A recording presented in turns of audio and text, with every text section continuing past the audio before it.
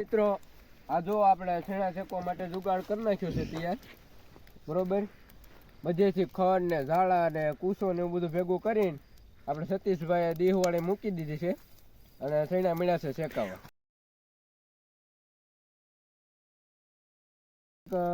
વાહડા જેવું કંઈક લઈ આવશે આગળ ભવદીપભાઈ કે ભવદીપભાઈ બેનમાંથી અને આને ઘડીક વાર શેકાવા દેવાના ફૂલ બધું શેકાઈ જાય વ્યવસ્થિત